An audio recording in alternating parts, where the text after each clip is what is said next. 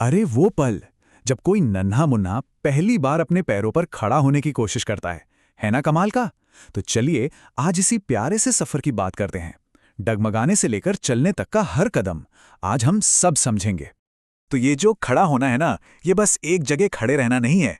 अरे नहीं, ये तो चलने की पहली पहली रिहर्सल है। इसी कमाल की चीज को कहते हैं क्रूजिंग। चलिए समझते हैं कि ये है क्या और इस सफर में एक नन्हे एक्सप्लोरर की मदद कैसे की जा सकती है। तो ये होता कब है? अक्सर 7 से 12 महीने के बीच। पर हाँ, एक बात जरूर याद रखिएगा, हर बच्चा अपनी स्पीड से चलता है, तो कोई जल्दी नहीं, कोई टेंशन नहीं, ये बिल्कुल नॉर्मल है। तो सवाल उठता है, भाई इतना जरूरी क्यों है? सिर्फ खड़े ही तो हो रहे हैं। नहीं, ये सिर्फ खड़ा होना नहीं है, ये तो समझिए भविष्य के लिए एक मजबूत नींव डालना है। हर बार जब वो कोशिश करते ना, तो उनके पैर, उनकी कोर मसल्स सब मजबूत होती हैं, बैलेंस बनता है, मतलब चलने की पूरी तैयारी हो रही है। तो चलिए शुरू से शुरू करते हैं। जमीन से लेके अपने नन्हे नन्हे पैरों पर खड़े होने तक का ये सफर, ये एक बहुत ही नेचुरल और देखने में बड़ा ही प्यारा प्रोसेस है। और ये सब शुरू होता है बहुत छोटे छोटे प्यारे प्यारे स्टेप्स से। हो सकता है सबसे पहले ये देखने को मिले कि बच्चा अपने पालने की रेलिंग पकड़कर घुटनों के बल खड़ा हो रहा है। और फिर बस कुछ ही दिनों में वही छोटी सी हिम्मत उन्हें सोफे या कॉफी टेबल के सहारे खड़ा कर देती है। अच्छा, अब घर में एक छोटा सा एक्सप्लोरर आ गया है, तो सेफ्टी सबसे पहले है ना। पर इसको ना नियमों की एक लंबी चौड़ी लिस्ट मत समझिए। ये तो बस एक सेफ प्लेग्राउंड देने जैसा है, ताकि वो बिना डरे कॉन्फिडेंस के साथ दुनिया को एक्सप्लोर कर सकें। और हाँ, इस सफर में एक बात तो गांठ बांध लीजिए, गिरना तो होगा ही। वो छोटे मोटे धम से गिरने की आवाजें शायद डरा दें, पर सच तो ये है कि हर बार गिरने के साथ वो बैलेंस करना और खुद को कंट्रोल करना सीख रहे हैं। तो ये प्रोसेस का हिस्सा है और बहुत जरूरी हिस्सा है। तो ये सेफ जोन बनाए कैसे? चलिए फटाफट कुछ जरूरी बातें देख लेते हैं।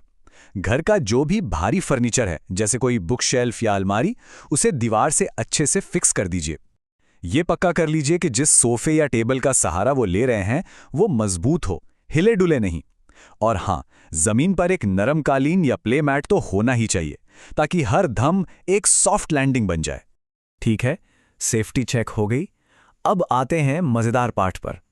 हम उन्हें थोड़ा सा कैसे बढ़ावा दे सकते हैं, कैसे उन्हें इस नए स्किल के लिए एनकरेज कर सकते हैं। तो सवाल यही है कि जब वो खड़े होने की ये जंग लड़ रहे हों, तो हम उनके सबसे बड़े चीयर लीडर कैसे बन सकते हैं। देखिए, तरीके बहुत सिंपल हैं पर काम के हैं। उनका जो सबसे फेवरेट खिलौना है ना, उसे सोफे पर या किसी नीची टेबल पर रख दीजिए, बस इतनी दूर कि उसे पकड़ने के लिए थोड़ी सी मेहनत करनी पड़े। और हाँ, जब भी वो कोशिश करें, चाहे कामयाब हों या नहीं, खूब सारी तारीफें, तालियां, हमारा जोश ही उनकी सबसे बड़ी हिम्मत बनेगा। ओके, तो अब बच्चा एक जगह खड़ा होना सीख गया है, पर कहानी यहीं खत्म नहीं होती।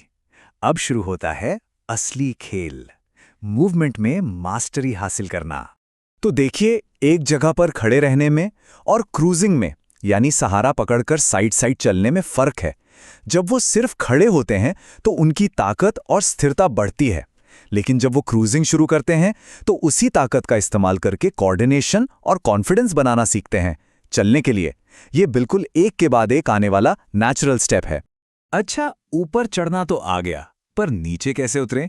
ये एक ऐसा स्किल है जिस पर हमारा ध्यान कम ही जाता है, पर यह बहुत जरूरी है। इसे हम कह सकते हैं कंट्रोल के साथ नीचे उतरने की कला। और ये कला वो सीखते कैसे हैं? पहले पहले वो अपने घुटनों को थोड़ा थोड़ा मोड़ना शुरू करते हैं। ये पहला साइन है कि कंट्रोल आ रहा है। और फिर एक प्यारा सा प्लॉप, सीधा अपने गद्देदार डायपर पर। लेकिन धीरे धीरे यही प्लॉप एक सोचा समझा, कंट्रोल किया हुआ सॉफ्ट लैंडिंग बन जाता है। और फिर आता है वो जादुई पल। चलते चलते अचानक वो 1 सेकंड के लिए सहारा छोड़ देंगे, बस एक पल के लिए, हवा में बैलेंस बनाने की कोशिश। ये बस एक छोटी सी झलक होती है जो बताती है कि सबसे बड़ा एडवेंचर, उनके पहले कदम अब ज्यादा दूर नहीं है। तो डगमगाते हुए खड़े होने से लेकर सहारे से खिसकने तक का सफर पूरा हुआ। अब आगे क्या? अरे आगे तो पूरी दुनिया है।